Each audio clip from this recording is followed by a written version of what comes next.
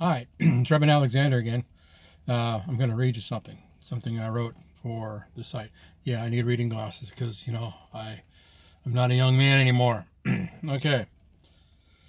Just give you a better idea of what Save Our Faculty campaign is all about. Okay. This is what I wrote. The main reason for the situation we faculty are in is due to the Affordable Care Act and subsequent greed on the part of higher education administrations. 10 years ago, I was making $80,000 a year teaching for 2 schools, and most of that was part-time. So altogether, it was considered full-time, but both of them were just part-time jobs. All right, so when the ACA passed, instead of schools filing bankruptcy because having to provide tens of thousands of faculty full benefits, they decided to cut back the amount of classes that we could teach, but double up the classes. So instead of, however many students per class, we would teach like 3 or 4 classes at a time.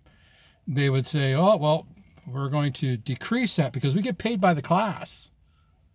And so if you decrease that, you're on paper making it look like you're not working as much.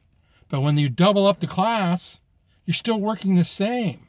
The amount of time that I was putting in for work did not change when they did that. What did change is half my income overnight died. Okay? Just died. All right. So, continuing on here. Now that I went on a tangent, but it's all irrelevant. So, they decided to cut back the amount of classes and double up on the amount of students in the classes. We were working the same, but on paper, we were very part-time and fell below the qualifications for Obamacare. Okay? So we literally lost half our income overnight. Within the next year, we lost another half and it just became bad very quickly. So within a year, I lost 3/4 of my income. Gone. Okay? And there was nothing that we could do about it. We started looking for other jobs to compensate. At one point, I was working for 5 different universities, and I still could not break $20,000 a year. 5 different universities. That's unheard. That's appalling. Okay. The second thing the Obama administration did was withdraw contracts for services to for-profit and private schools in order to shut them down. He wanted only state-controlled schools operating because he can control what happens there and what is being taught.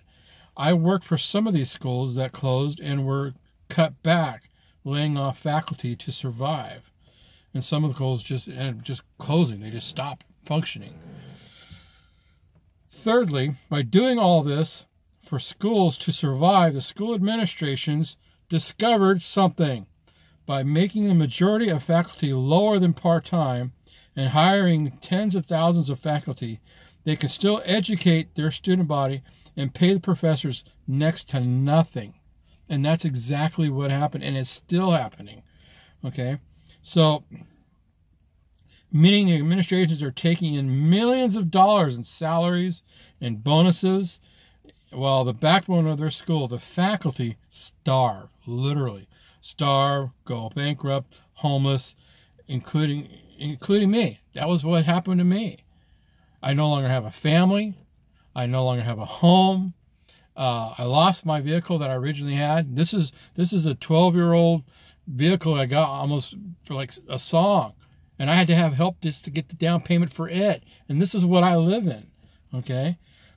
The result is that 80% of professors, some stats say 70, some say 80, of professors in the United States are or have been or are going to be homeless and on public assistance. We teach from coffee shops, libraries, and wherever we can find Wi-Fi. We have lost everything because we followed our love and calling for learning. Okay, and not only learning, but learning new knowledge but passing it on to future generations. I keep talking about legacy.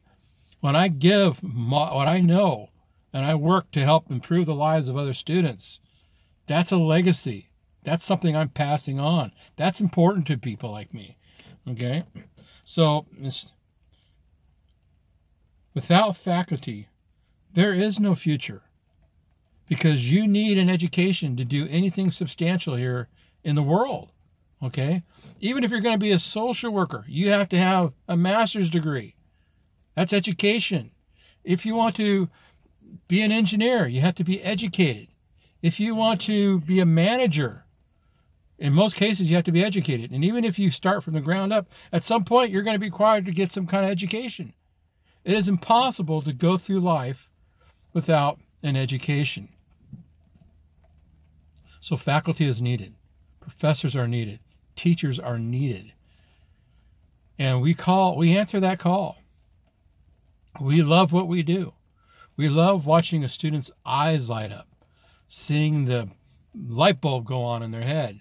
Okay, that's exciting when they finally get something, because you are a part of that. You are affecting that person's life for the good. And they're going to have a good life in the future because of what you're imparting to them. But it costs. It costs a lot of money to do that. The typical professor has to have a minimum of a master's degree in the United States. To get anywhere any substantial, you have to have a doctorate. Those are not easy degrees to get, and they're not cheap degrees to get, because financial aid doesn't exist past the bachelor's level. You have to get student loans or find some kind of grant system, which is almost impossible to get. So if you want to invest in your future, you end up getting into student loans. And I think it's a travesty on top of all that the U.S. government has put itself out there as a slave owner to people who want to improve their lives by getting an education. Okay? Because they should not be above the law. Student loans, you should be able to file bankruptcy on those, because life is not clean. It's not like, oh, I'm going to go to school and then file bankruptcy. I'm not talking about that. I'm talking about situations like this, where you go to school, you work your butt off, you get good jobs, but then this happens, and next thing you know, you're screwed, because you file bankruptcy on everything else because you can't pay it, but you're still saddled with student loans, which destroys your credit. It's a travesty. The government should not be above everybody else. It should have the same rules and regulations as everybody else. So there's a lot of things that we need to change. And the only way it's going to change is if we, the people, get on them. That's all they understand in Washington or in Olympia or Sacramento or whatever your capital is. That's all they understand, is when the people rise up and say, I've had enough. You're going to fix this or you're out. And that's the way it is. So that's my update. It's another one. More ranting and raving. But be involved. Pass the word.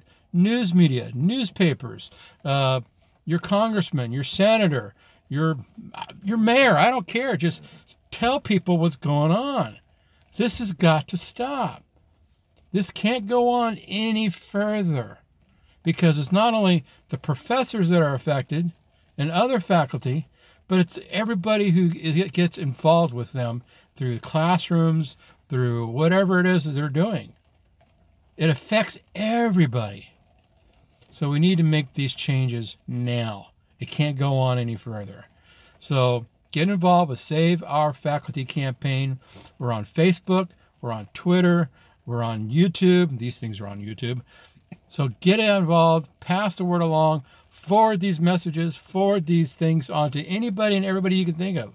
There's also a GoFundMe campaign, so we can raise money to do this campaign and take it from Seattle, Washington, all the way out to Washington, D.C. We need to get these people's attention. And the only way that's going to happen is if we do it in numbers. So we need everybody that can be involved. And I'll talk more about that later, what we actually need to have done. All right. Thank you now. Bye-bye.